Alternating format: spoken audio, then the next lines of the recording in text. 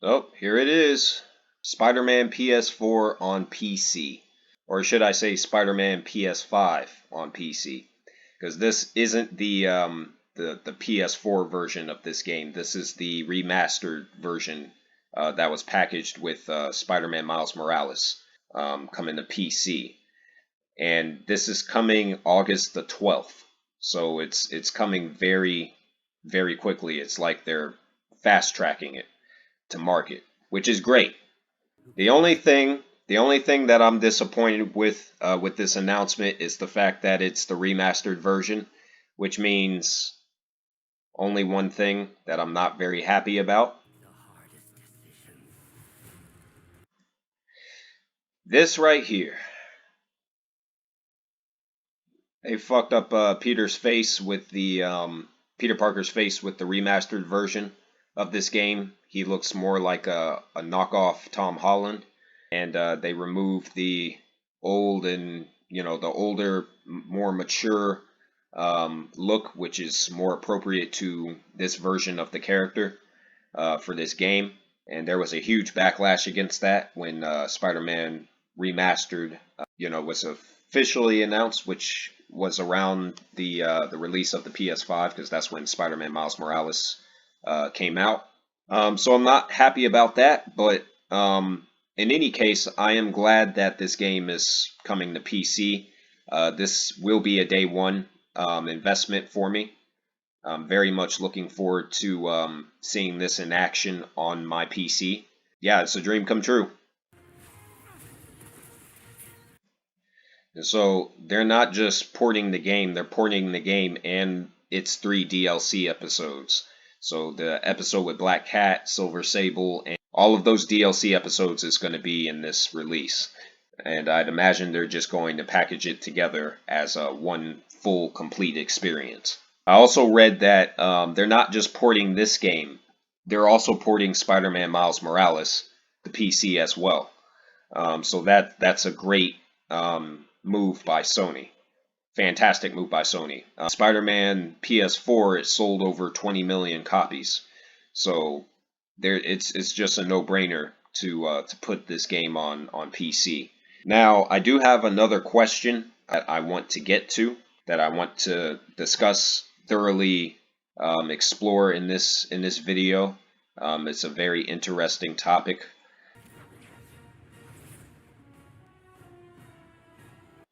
Yeah, so there it is, August the 12th, 2022. So again, I'm looking forward to this release. However, as much as PC fans are looking forward to this release, the question remains, do you really need a PS5 at this point? Do you need to go out and buy another PlayStation console? Doesn't really seem like it at this point.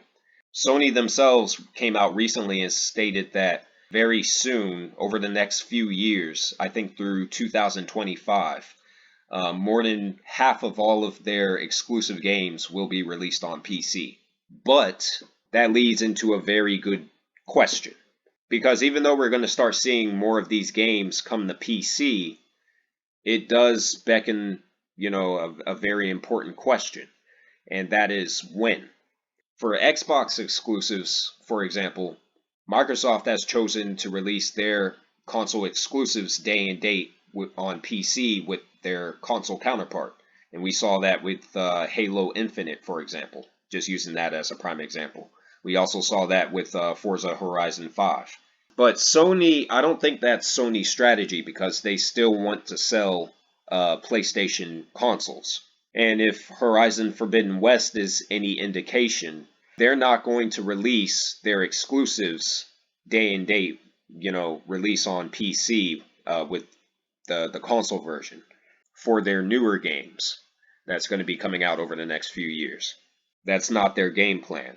And as someone who just bought a PS5 not even really a week ago, I don't really have any regrets for spending money on the PS5 for a number of different reasons. But the main thing is that, I'm not going to wait 2 or 3 years to play certain games.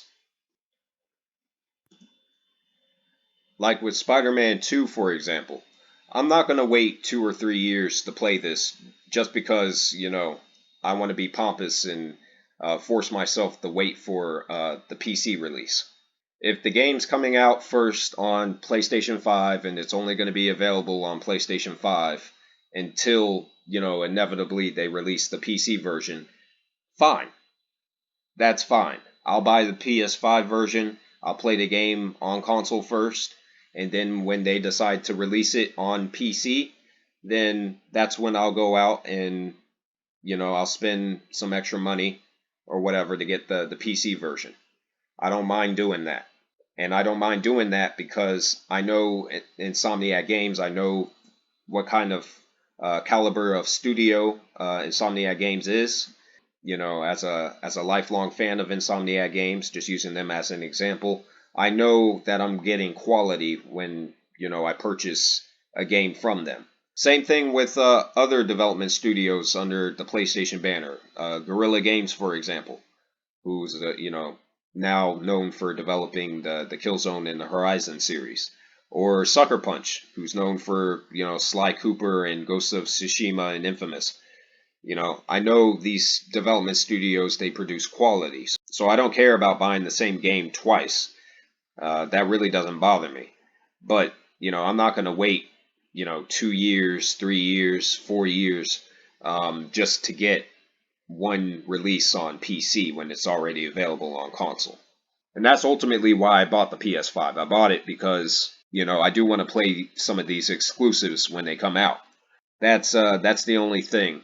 Now again, I'm looking forward to the PC release of Spider-Man Remastered, and it's a good thing because this game is actually closer now to being released. Spider-Man 2, which is scheduled, slated for release next year in 2023. Again, this is a great move by Sony. And here's the real question.